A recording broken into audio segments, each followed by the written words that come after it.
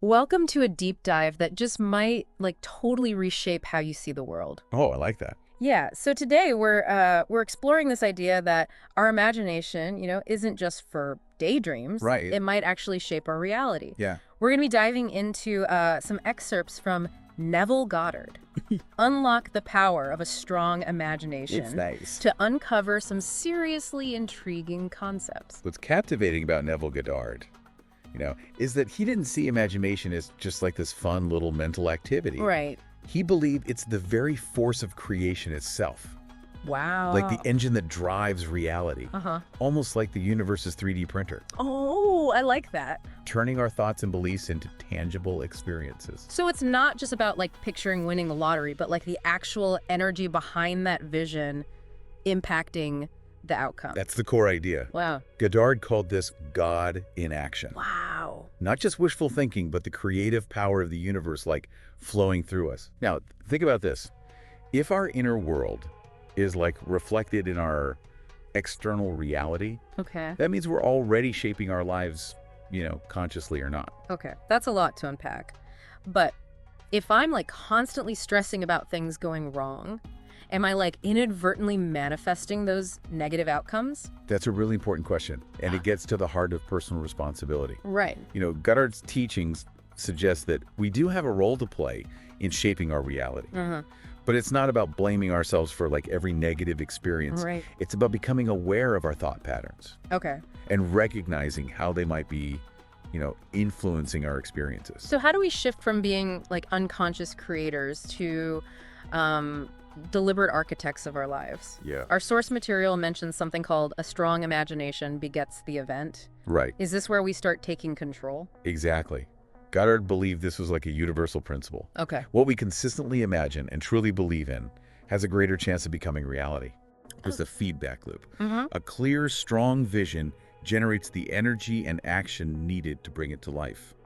Think of inventors, artists, visionaries. Right. They all had a strong vision in their minds before it materialized. Okay, I see that. But it can't be as simple as just daydreaming, right? Oh, absolutely. There has to be more to it. It's about more than just fleeting thoughts. It's Mhm. about cultivating a focused, energized imagination. Even in neuroscience, we see evidence of this. Studies have shown that visualization techniques where athletes mentally rehearse their performance Right? can actually lead to physical improvements. Oh, wow. So dedicating even just 5 minutes a day to vividly imagining your desired outcome, feeling the emotions as if it's already happened, can significantly strengthen your belief. Okay. And, in turn, its manifestation. That makes a lot of sense. Our source material also brings up this fascinating example of Joseph C. Wilson and the Xerox machine. Oh, yeah. Can you tell us more about that? Wilson's story is a classic example of this principle in action. He took over a struggling company in 1946, right after World War II. He had this seemingly crazy vision for a machine that could copy documents quickly and easily. Uh-huh. Back then, this was unheard of. So did he just snap his fingers and invent the Xerox machine out of thin air? Not quite. Okay. He faced tons of rejection, even from giants like IBM and Kodak. Yeah.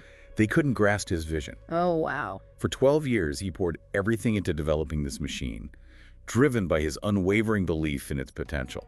But his strong imagination, as Goddard puts it, kept him going even when faced with years of setbacks. Exactly. It wasn't just blind faith. Right. It was a deep conviction in his vision, fueling his persistence. Mm-hmm. And look what happened. Xerox became a global powerhouse. Wow. His story shows us that while imagination is key, Okay. it needs to be coupled with action, Right. resilience, Yeah. and an unwavering belief in your vision. So it's not about passively wishing. It's about actively creating. You got it. It's Yeah. about harnessing the energy of imagination to fuel our efforts Uh-huh. and overcome obstacles. This raises an interesting question for me. If imagination is so powerful, does that mean we're also responsible for all the bad things that happen in our lives? That's a question many grapple with, and it's a complex one. Right. Goddard's teachings emphasize taking responsibility for our thoughts and beliefs. Huh. But it's not about assigning blame for every negative experience. So it's more about recognizing that our thoughts have an impact Exactly. and that by consciously shaping them, we can potentially influence our experiences. Precisely.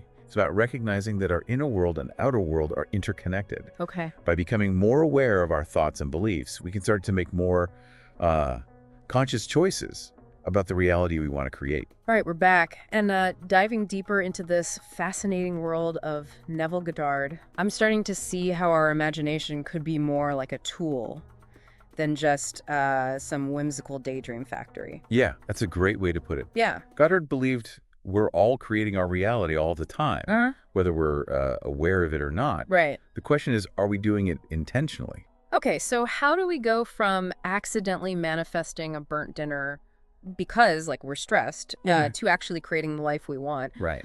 Our source mentions something called the law of assumption. Does this hold the key? It's definitely a powerful principle. The law of assumption suggests that by fully embodying the feeling of our wish fulfilled, we impress it upon our subconscious mind. Right. Which then sets about making it a reality. So it's not just positive thinking. It's almost like method acting your way into a new reality. That's a great analogy. Yeah. It's about feeling the emotions, experiencing the sensations, as if the desired outcome is already a done deal. This is where things get really interesting. There's a psychological concept called a self-fulfilling prophecy. Right.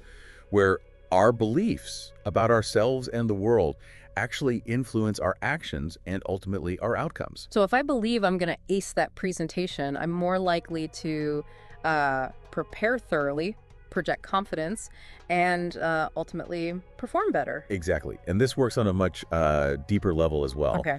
Think about the placebo effect. Yeah. People experience real physical changes simply because they believe they're receiving a powerful treatment, even if it's just a sugar pill. So by assuming the feeling of our desired reality, we're essentially creating a powerful placebo effect for ourselves. That is the idea. Now, let's say you want to attract more wealth. Okay. Instead of dwelling on lack. Right.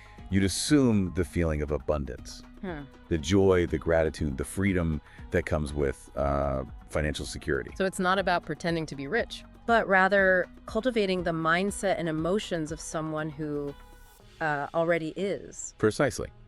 And the same principle applies to relationships, health, creativity, anything you desire. Okay. It's about aligning your inner world with your desired outer world. The source material mentions the importance of our mental conversations and how they contribute to shaping our reality. Right. Is this where we need to start monitoring our self-talk more carefully? Absolutely. Every thought we think, every word we say to ourselves is a seed we're planting in our subconscious mind. If we're constantly putting ourselves down, dwelling on negativity, we're creating fertile ground for more of the same. Right. But if we consciously choose to focus on positive, empowering self-talk, we're cultivating a mindset that supports our goals and aspirations. So it's about being mindful of those inner narratives. Right. And consciously choosing to rewrite the ones that aren't serving us. It sounds like a lot of mental work. It can be, but it's incredibly rewarding. And it doesn't have to be a constant battle. Simple practices like affirmations, gratitude journaling, or even just taking a few minutes each day to consciously focus on positive thoughts can make a huge difference. But what about those times when life throws us a curveball? Yeah. How do we maintain that positive mindset when we're faced with challenges and setbacks? That's where the real work comes in. It's easy to assume the feeling of the wish fulfilled when everything is going our way. Right. But the true test is how we respond when things get tough. Goddard believed that even negative experiences are opportunities for growth and learning. So it's about reframing challenges as opportunities, even when it feels difficult. Exactly. Instead of getting bogged down in negativity, ask yourself, what can I learn from this experience? How can I use this to become stronger, wiser, more resilient? It's about shifting from a victim mentality to an empowered creator mentality. This all makes sense, but it also raises another question. What if we unintentionally manifest something we don't want? Right. Is it possible to accidentally create negative outcomes through our imagination? That's a valid concern, and it speaks to the importance of being conscious and intentional with our thoughts and beliefs. Okay. Goddard cautioned against dwelling on fears and anxieties, as this can inadvertently feed those negative energies. Right. He emphasized focusing on what we desire, not what we fear. So it's about being mindful of our emotional state. Right. And making sure we're aligning our imagination with our true desires, not our worries. This all feels very empowering, but also a little daunting. It is a lot to process, isn't it? Yeah. But it's ultimately about recognizing the incredible power we have within ourselves to shape our reality. It's not about becoming perfect or controlling every aspect of our lives. It's about consciously participating in the creative process and trusting that we have the ability to create a life that is truly fulfilling. This is starting to feel less like self-help and more like a spiritual awakening. I'm glad you feel that way. Yeah. For Goddard, this wasn't just about achieving material success or worldly desires. It was about aligning ourselves with a higher power, Okay. tapping into the creative force of the universe that flows through each of us. It sounds like we need a moment to let all this sink in. We'll be right back for the final part of our deep dive into the power of imagination with Neville Goddard.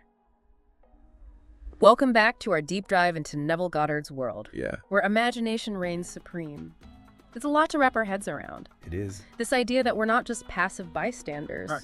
in our own lives, Right. but active creators. It is a paradigm shift, isn't it? Yeah, it is. But it's also incredibly liberating. Right. Once you grasp the potential of your own imagination, it's hard to see the world in the same way again. It's definitely inspiring, but I have to admit it's a little hard to reconcile this with the reality that so many people are struggling. Right.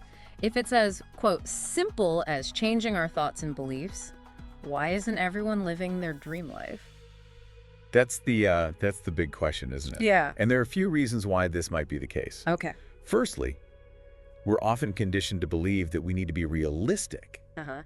and not get our hopes up too high. Right. We're taught to focus on limitations Okay. rather than possibilities. Yeah, it's almost like we're trained to doubt ourselves. Right. Before we even start. Exactly. Yeah. And then there's the fear of failure, Right. which can be paralyzing. We worry about making mistakes, Uh-huh. looking foolish, Right. or disappointing others. Yeah. This fear can keep us stuck in our comfort zones, Okay. even if we're deeply unhappy. It's like we're caught in a tug of war Right. between our desires and our fears. Mhm. So how do we tip the scales in favor of our dreams? It starts with recognizing those limiting beliefs and consciously choosing to challenge them. Right.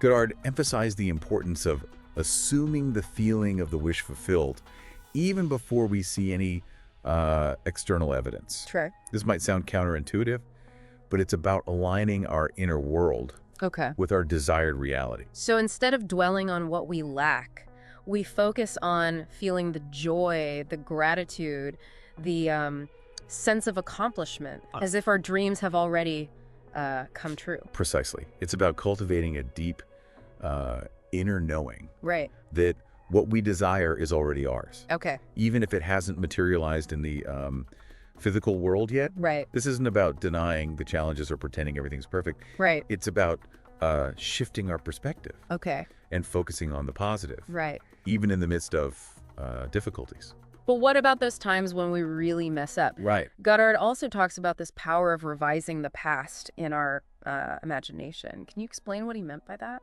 Absolutely. Yeah. We all have those moments we wish we could go back and change, right? Yeah. Those past mistakes or painful experiences can weigh us down and hold us back from moving forward. Right. Goddard believed that we have the power to rewrite those stories in our minds.